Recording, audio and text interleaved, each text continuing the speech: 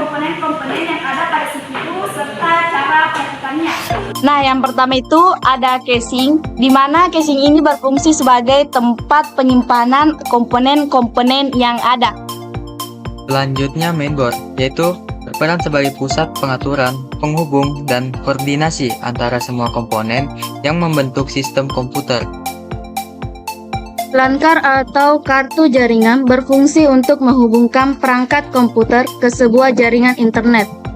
Optical drive berfungsi sebagai pembaca dan tempat penyimpanan data media cakram seperti DVD dan CD. Heatsink adalah perangkat penting yang digunakan dalam komputer untuk mendinginkan prosesor dan memberikan perlindungan terhadap komponen dari panas yang berlebihan. Power supply berfungsi untuk menyuplai arus listrik.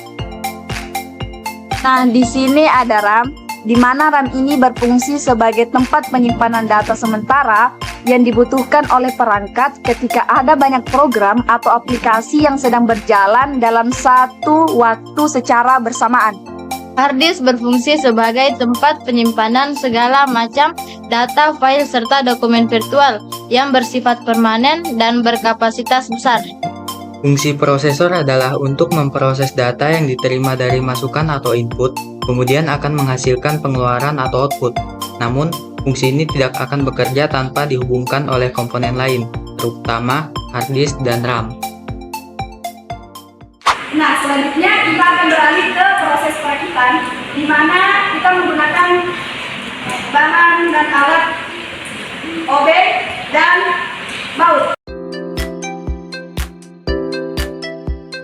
Pertama-tama, siapkan motherboard dan prosesor. Pastikan prosesor yang akan dipasang sesuai dengan soket yang dimiliki oleh motherboard. Kemudian, lepaskan penutup soket prosesor pada motherboard. Ini biasanya dapat dilakukan dengan mengangkat pegangan penutup dan menariknya. Letakkan prosesor dengan hati-hati di atas soket dengan memperhatikan penanda arah yang ada pada prosesor dan soket.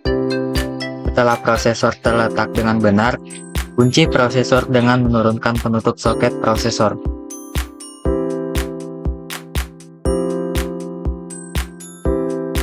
Kemudian pasang baterai CMOS seperti di video. Baterai CMOS sendiri berfungsi untuk menyimpan pengaturan dan konfigurasi BIOS, serta menjaga waktu dan tanggal yang tepat pada motherboard ketika komputer dimatikan. Kemudian memasang RAM. Buka knop penahan di sisi slot RAM untuk membukanya. Sesuaikan posisi RAM dengan slot yang sesuai. Dorong RAM ke dalam slot hingga kedua knop di sisi slot terkunci.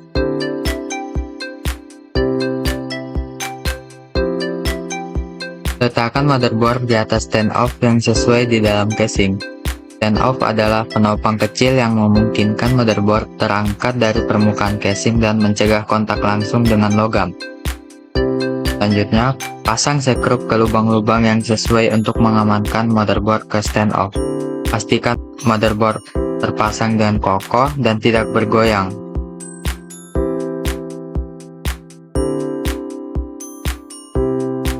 Kemudian, tempatkan heatsink di atas prosesor dengan hati-hati. Pastikan bahwa pegangan kunci atau klip di bawah heatsink berada di posisi terbuka. Tekan heatsink dengan lembut ke bawah. Pastikan bahwa semua kait atau pegangan pengunci di atas heatsink sesuai dengan lubang yang disesuaikan di sekitar prosesor.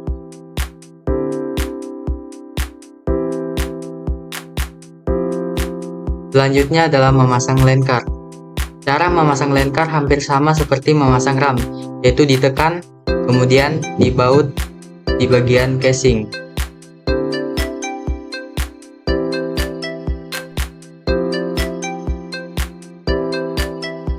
Lanjut, masukkan power supply ke dalam casing dengan memasangnya di slot yang telah disediakan. Pastikan bahwa kipas pendingin power supply menghadap keluar untuk ventilasi yang baik.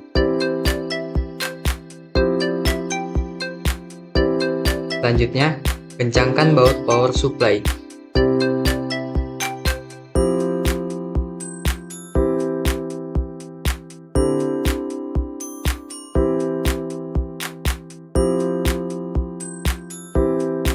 Masukkan optical drive dari depan casing, Kemudian, rekatkan dengan baut.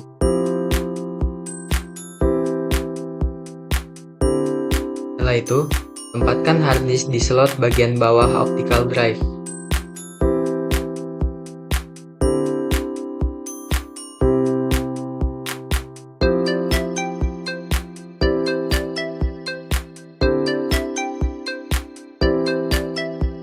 Lanjut, sambungkan kabel daya dari power supply ke motherboard, optical drive, dan hard disk.